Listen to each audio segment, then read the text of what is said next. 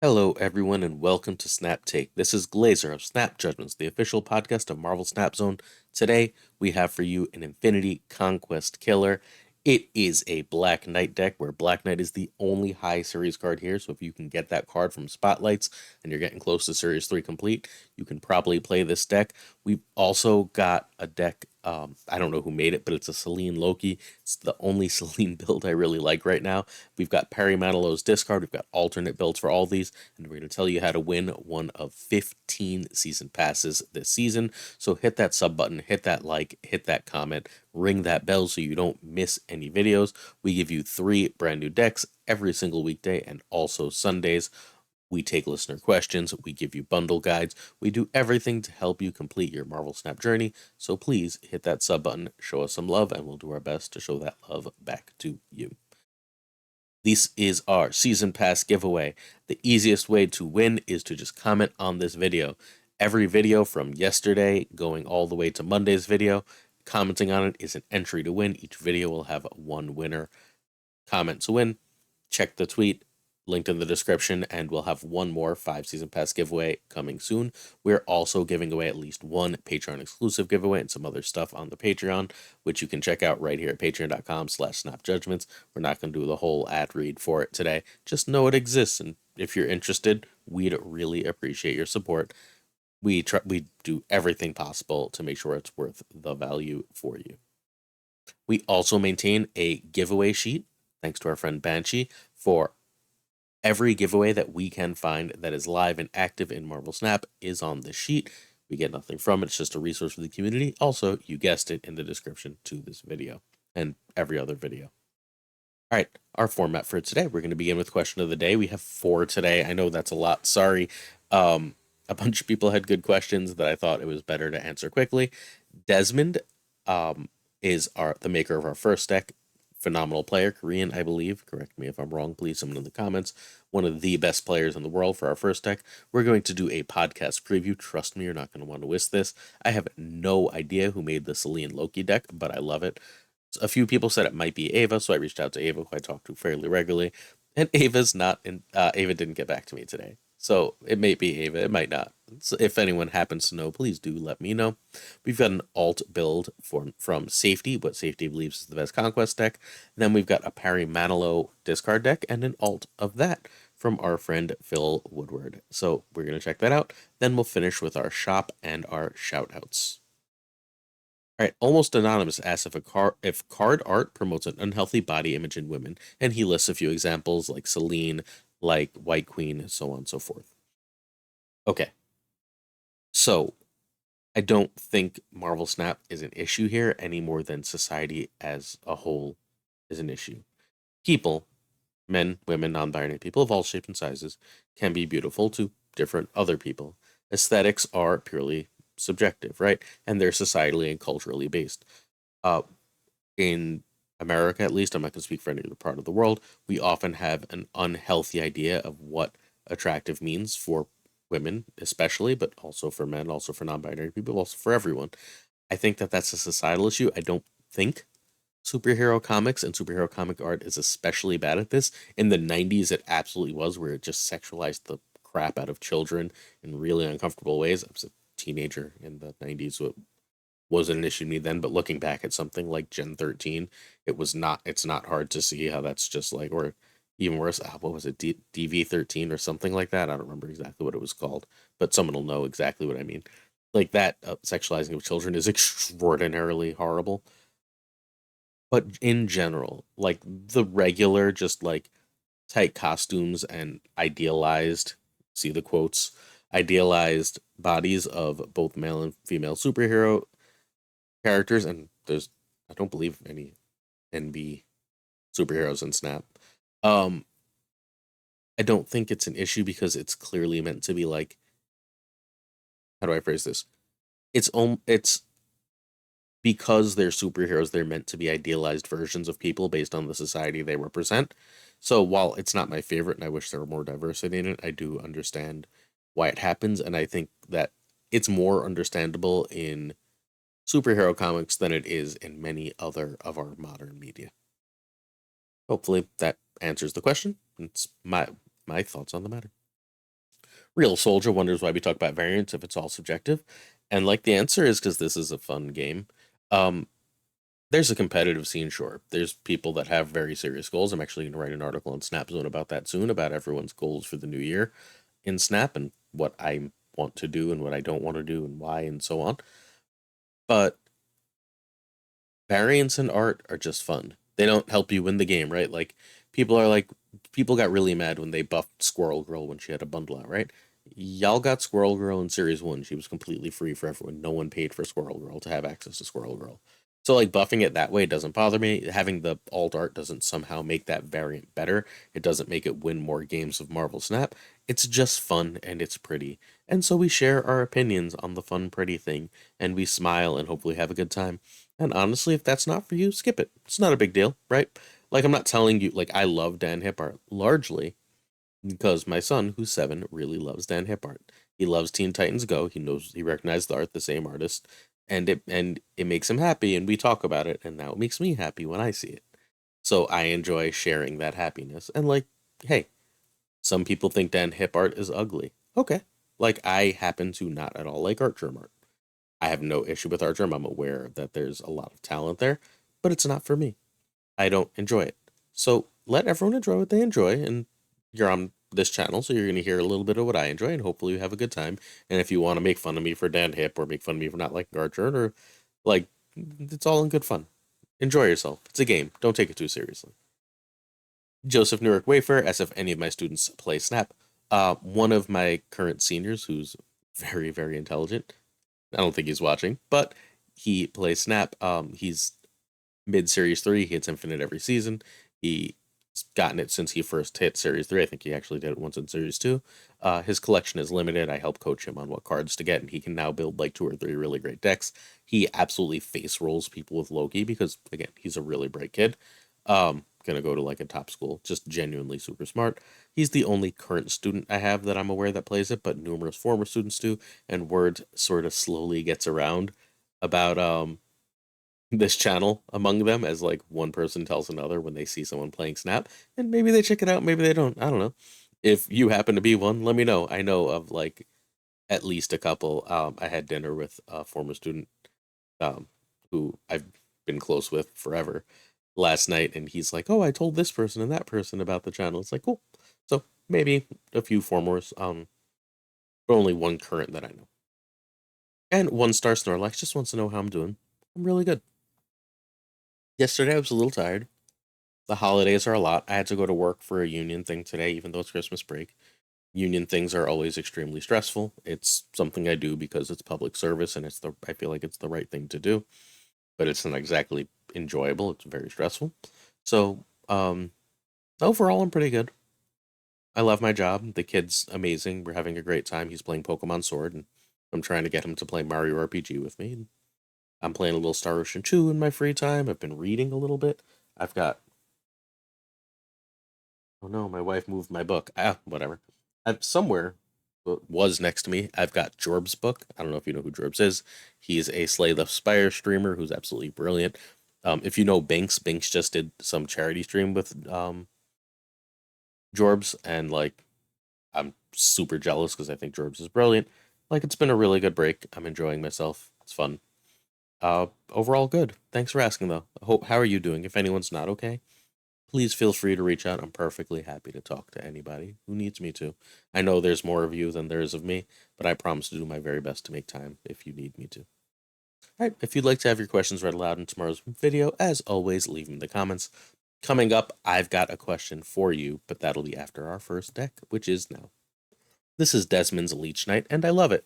I'm, for anyone who's been watching, I mean, even before the Black Knight buff, to be honest, I really love Black Knight. I think it's a really strong card. This is, I mean, I don't know if it's my favorite, but it's one of my top 2 to 3 favorite Black Knight builds right now. Desmond's hitting the super high win rate you saw at the beginning of this in Infinite Conquest with this deck. It's already gotten an Infinity Border. It's extremely strong. And like its strength is really kind of simple. If you can get Black Knight down, right? And sometimes even if you can't, and get decent power on the board early, not like anything crazy, and then you leech on turn 5, if you have Zebu out, and Zebu is like oh, Zebu I guess is another high series card. I can't believe they still haven't series dropped Zebu. I'm so sorry. In my head, Zebu is series 3 because he's been out for freaking ever. In February it will be 1 year. Zebu has to drop. Sorry. It's my like giant frustration is that they won't fix series 3 and they won't drop season pass cards. Those are like my two like Marvel Snap pet peeves. I think if they fix series 3 and they just drop the damn season pass cards at a regular cadence, even if they don't drop much else outside of these weird alternate drops, I'd be happy. Okay, back to what we were saying. If you get Zebu out and you leech on 5, you can get 2 of Dracula, Shard, and Ghost Rider out on the last turn of the game. And as long as you have decent power, if they're leeched, you're gonna win. Like, if they're leeched, you are almost certainly going to win that game. They should run away. Because you are dropping something in the vicinity of I mean, like, it could be up to 40 power, right? It could even be more than 40 power, technically. If you Ghost Rider back a Shard and you, sorry, if you Ghost Rider back in Infinite, you had a Shard and then Dracula hits Magneto or Giganto. And obviously Dracula would have to be played earlier at that point. But, like, anything along those lines is just crazy powerful. This deck is very good and very strong. And what's more, it's very clear when you should stay and go. If you get that, like, Black Knight and Leech off, and you have Zebu out, you're pretty damn safe from most of what the meta has to do against you. Enjoy your win and cubes. You deserve it. Alright, you must have Black Knight. This is cheap. Besides, I'd consider Blob largely over Armor. Armor is nice, but not like a requirement here in any way, shape, or form. So I'd consider Blob for Rhino. I think you do need Zebu. I'm really sorry, and I'm sorry I didn't have that in the lead to this video. I usually don't forget high series cards, but Zebu has been out for so long, it literally just escaped my mind. Alright, turn by turn. So Black Knight on 1, Zebu is over Armor on turn 2. Turn 3 is Sifra Blade, depending on what you're getting rid of. Turn 4, Dracula or Ghost Rider if you have Armor out, or the Shard. Turn 5, Leech. And turn 6, 2 3s, Dracula, Ghost Rider, and Shard. Enjoy yourself. You shall win. If you feel like you don't need armor, because Dracula and the Shard don't really need armor, so if you feel like you don't need armor, please feel free to drop in Shang-Chi or Enchantress instead, because both of those are 4 drops, and if you get Zebu, etc., etc., etc. Quick variant look, told you. I got the Black Knight from the Spotlight. I spent way too many Spotlights on variants this week, but oh well. I really wanted it, and now it's mine. I love this Black Knight. I got it gold already. We've got our Hip Blade, our Hip Zebu, our Hip Sif. I've got a Hip Dracula, but not in this deck. Hip Infinite, Hip Giganto, and Hip Leech. 6 hips, could be 7. Good times. I just got this Infinite gold, by the way. I don't have the credits to actually get it to a gold border. I keep all my cards at a gold border. But hey, another gold card. Not sad. I threw in the new Jim Lee Magneto because it's gorgeous and it's new. We've got the very cool classic looking Dracula, the best armor in the game, and then the Jacinto Ghost Rider, which is my favorite Ghost Rider. I just pulled the Robbie Reyes for anyone who missed yesterday's video. Remember to comment on it for the season pass giveaway. But for anyone who missed yesterday's video, I pulled the Robbie Reyes Ghost Rider, but the Jacinto is still better. Alright, Snap Chosen preview. So I'm going to try and do this just because, like, some of y'all are missing out on this podcast. I don't know if you have time for it, but it's on every podcatcher, so listen to it while you're driving places if you can't watch it on the Marvel Snap Zone YouTube. Our guests are Lamby. Yeah, the best player in the game, Lamby. Peaceful Sea, his co-host on his Snap Strategy show, and probably the person whose content is the single closest to mine in all of Marvel Snap. And Savage Yeti, one of our best friends in the game, the guy who does all the bundle guides, is hosting with me in place of Roy. So we're going to do a look at Selene and all the cards from this month, because every card from the month of December is out. We're going to look at the month as a whole. Then we're going to do a quick interview of fundamentally Lamby, but we're all going to talk about certain questions, including tournament metas. And then our major topic, and this is why I'm advertising this, because I think this is really cool. I think you'll like this. So since global launch, we have the best deck in the game from Deathwave to Loki. Every best deck in the game, we're going to rank them. There's, I want to say, 17 decks on the list. We put it together using Cam's old tweets and our friend JD McDonaldinho. helped us find the decks we couldn't get from there. And we've got like 17 decks. We're going to rank them in the top 10. We're going to figure out if everything was in its most broken pre-nerf position, what would the best deck in Marvel Snap be and why? Cool. I think it's going to be super fun. Your job, by the way, is to comment what the best deck in Marvel Snap has been since you started playing. I'm not even sure what my opinion is here yet. I think I'm between like 3 or 4 different decks for what the number 1 slot is. Let me know what you think the best is and why in the comments. Cool. You can find this again on Marvel Snap Zone YouTube or podcatchers. It'll be live on Saturday. We're recording tonight as you're watching this.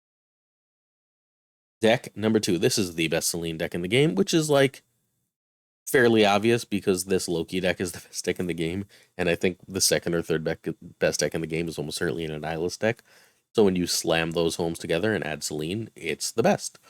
We'll talk about what I think of Selene as a card, but this deck has fundamentally, I guess 3 different strategies, right? You will win a fair number of games going 1-drop, 1-drop, 1-drop, 1-drop, 1-drop, Beast, Werewolf, 1-drops again, and then just playing some decent sized cards like dropping a couple demons. You can win games that way. You also have the Collector Loki, which is going to win games. And then you have the Selene on like Hood, pound some Selene on Hood again, etc. And then you play Sentry, and then you can play multiple demons and then drop Annihilus and just give them a bunch of negative crap and win that way. What's really nice is you can sort of combine these, right? Loki, if you have Collector out, Loki on turn 6 is perfectly fine.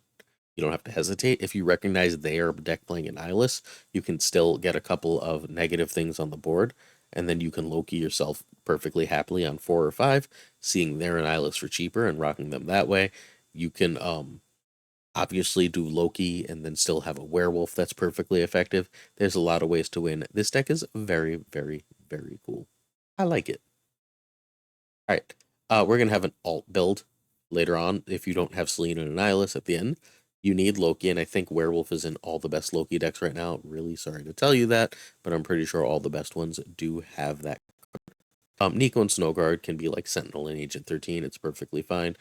You could also throw a Forge in there, anything along those lines. I think you may want Zebu here. I know that Zebu is a card that I am missing here because I've got 3 4s, and 3 4s means I need Zebu. If you end up if you don't have Nico and Snowguard and you end up putting in a card like either Mirage or I guess at that point you just put in Zebu, right? Like Zebu is a perfectly fine replacement. I would say if you end up putting in like Mirage, then you can also throw in Zebu, but just like at that point, just run the damn Zebu, you'll be fine. Cool. All right, 62% win rate in 65 games. This is the highest win rate Selene deck that actually has a positive cube rate. There's another one with a high win rate, but that's got like either like a 0.2% cube rate or a negative point, something along those lines. This one has a real cube rate, a real win rate, and a real sample size. So turn 1, Maria Hill over Selene, over Hood, over Snowguard. This changes a lot based on what you have in hand. If you know you have Collector for 2, Maria Hill goes down in value. If you know you have Hood in hand, Selene goes up in value. If you know that you're going to Loki, you have Loki already, then Snowguard and Maria Hill go up in value. Cool.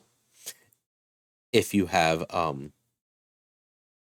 Annihilus but no Hood, Selene goes up in value. You get the idea. Turn 2 is almost always Collector because you have the bounce cards. Collector sort of ties the room together. He's that rug that ties everything together because you have Beast and Falcon, right? So Beast and Falcon are going to make Collector a premium 2-drop. But you can also just play a bunch of 1s because getting multiple Hoods out, getting Hood out several times, so you get like 2 or 3 demons to play, and then you can still chuck a negative Hood at them is pretty damn good. And 3, you usually want to bounce.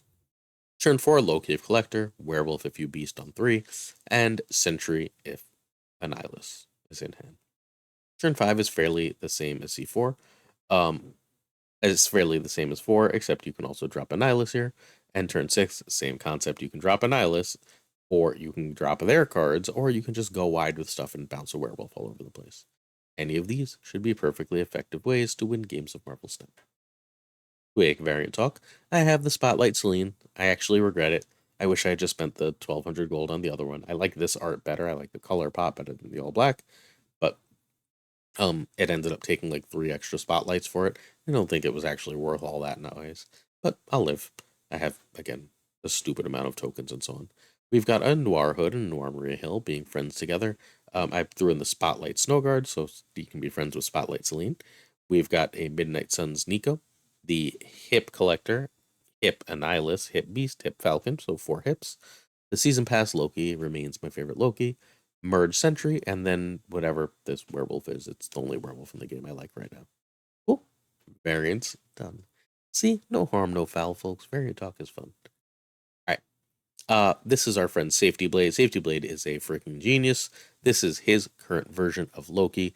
It is running the bounce package. It is also running Shang and Enchantress. Enchantress is amazing right now because last week we featured that Hella Enjoyer deck. KM Best also ended up interviewing Hella Enjoyer and talking about the deck. So like it's that deck is every freaking where right now. And Enchantress is phenomenal because the best card in the game is probably right now Ms. Marvel. And Enchantress says, I'll just blow that up, thanks. You have the full Loki game plan, but you can also win games literally. Note that like this doesn't even bother with Werewolf. You can also win games just by saying, okay, I'm just going to blow your stuff up. I'm going to make myself a big collector because I have Beast and Falcon. I'm going to get some decent cards from Agent 13, and then I'm going to blow up your game plan and win the game. It's pretty nice. All right, initial thoughts on Selene are that she's not worth getting, bluntly. She's a good card. She's like, Marvel Snap doesn't really have cards that are like terrible. I know people will generally tell you that some cards are terrible. It's extraordinarily rare for Marvel Snap to release a card that's not at least decent, and if a card is not good, they will usually buff it. The most recent card that everyone said was terrible was Martyr, and Martyr was always at least solid. She was solid in Zoo, and she was solid in Professor X priority things. Selene is of similar usefulness. It's just where she's useful is a better deck because Annihilus is a better card. However, I'm not sure she actually fits long term in Annihilus packages outside of 1 or 2 bounce ones. In those bounce decks, she'll be really solid. Maybe, I think, probably, but outside, but like she says, you fundamentally like have to see Annihilus or you can't play these cards, and that's not a great place to be. Um, Binks has this Binks again coming up today. Binks has this Galactus build that I hear good things about. I'm going to double check the win rate. I will, as always, give you weekend mission decks for Selene if you got her for tomorrow. So maybe I can find something else. But even like the goblin stuff outside of Galactus just hasn't proven that great. It doesn't help that Annihilus is at worst a top 10 to 15 card in the game and sees a lot of play. So you're dealing with a lot of mirror BS with her, and that just makes things really complicated. It's possible she's good in a week or two, but right now, I don't think Selene is worth getting. I think she is one step up from Martyr at double the price, and she's going to be when we do the rankings. I guess we're not doing the rankings for this month because no one watches the previous rankings. Maybe I'll do it in a video. Actually, that's reasonable. I'll do it in Monday's video. I'll rank this month's cards. Um, I think that Selene is going to be the worst card of the month. Blob is 1. I think Havoc is 2. Shaw is 3, and then Selene is 4. And I think Blob and Havoc are relatively close in that 2-3 spot. I just think Havoc is better. Harder to use, but more powerful when he goes off. This is Parry Manilow's Vampire Slayer Reborn. This is that old deck. That's idea is if you get Ravonna out, you can play a standard discard deck, right? This works as regular ass discard. We've all played regular discard, where Mobius gets big, you end the game with Apocalypse in hand, Dracula chucks him, gets super huge, right? You Modok and everything goes away, and everything works out. You can with this deck, however. Zola, it's because you have Ravonna, you can Zola either Dracula or Dakin if they're in a lane alone. And then if you Modok on the last turn of the game, Dracula's going to discard Apocalypse twice, being about 20 power in 2 lanes. Or if you get 3 shards, that's 8, 16 to 32 power Dakins that if you didn't have priority, and you should not at that point, let's be honest, you just win the game. Cool. That's like the larger problem is like your hand gets a little chunky with this, so it can be difficult to play, but this is a quite good deck. Also, like I miss discard, and I'm happy to feature a discard deck again. This is, bluntly, I think a tier 2.5 deck, but I think it's fun enough and different enough that it's worth playing. All right, this is another version of the list. It does the same thing, except it's more all in on the combo. This is our friend Phil Woodward's version of this. It's got, you'll see Crystal and Magic and Sunspot because it ditched Blade. It says all my discard needs are happening for MODOK, right? And then it just says I've got more stuff to discard. Our friend Min showed me this deck earlier over on the stream, Rito in Disguise on Twitch, if you'd like to check him out. I think I'd be probably like smashing these together. The card I don't want is Swarm. I don't care about Blade. I can give or take Blade, but I don't want Swarm. I want Magic or Wolverine. And it's possible that I cut Swarm and Blade for Magic and Wolverine in this deck. But like I think this goes too far in the other direction, but somewhere in between is probably where I'd land. Cool. Alright. So this needs MODOK and Dakin, sorry. But MODOK has Series 4 and Dakin will be soon. Ravonna is key. She's like literally the way Zola works in this deck. I'd probably cut Swarm for Magic or Wolverine right now. That would be my immediate switch. So this got an Infinity ticket from Parry. But right now there's a lot of junk in the meta because Selene just came out. So like maybe don't take it there because junk will ruin your Zola play, which basically ruins the deck. So give a little while for junk to calm down again. It always does in a few days. And then you can play this again. So you want to turn one Blade when it hits Swarm or APOC. If you can get Swarm discarded early, it's really helpful because you don't want it to get stuck late if you have to MODOK on 6. That's why I don't like it in the deck. So turn 2, Ravonna over Mobius. Turn 3, Dakin alone is better than Sif on Apocalypse. Turn 4, Dracula alone with a 1-cost Mobius if you can. And if you Dakin there with the 1-cost Mobius, that's fine. Turn 5, is Zola on Dakin is better than Zola on Dracula generally because Zola on Dakin is 32 power instead of the like 20 power on Dracula. Both of those are better than just playing MODOK. And then turn 6 is MODOK or Swarms and whatever you top decked if you had to MODOK on 5. I'm telling you, MODOK doesn't really fit here. Cool. That's the list.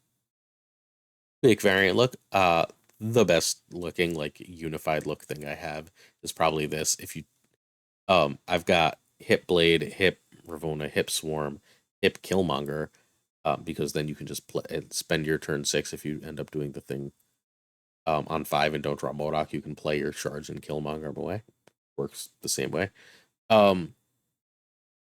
Hip Killmonger, Hip Dakin, Hip Sif, Hip Dracula, and Hip Zola, and Hip Apocalypse. That's 9. Then we've got Baby for Morbius and MODOK, which again, beautiful. And then I've got a Baby Wolverine that goes with them. And then we've got just Noir Colleen because I don't know. There's Cinto Colleens in my shop, but like that doesn't really solve the problem, so I didn't grab it. Speaking of my shop, cool. I decided not to buy the Selene. I got the Spotlight Selene. I did not buy this Giganto. I just opened this Giganto in the mystery variant. So, okay, that's strange, but hey, here we are. That's the second time in like 3 days I've just gotten a mystery variant that gave me a card. I got the Taskmaster from the other day that way. So there's obviously increased odds or just the wildest luck in the world. I love this Ronin, but I have a hip for Hawkeye, so whatever. Also, give me Ronin as a separate character, please. I don't like this Carnage. I don't get it. Excuse me. Been talking for a while, and I didn't grab a water. I usually grab a water for these. What are you gonna do? Okay. I have 3 magics. I don't need another magic as nice as the Peach Momoko is. I have like 3 Mystiques, including the Peach Momoko in gold. This is the Jacinto Colleen I decided not to buy. I'd be happy if I ever opened it, but I'm not spending gold on it. And I want the hip for Psylocke. Hip Psylocke and Hip Bishop are like my 2 big wants right now.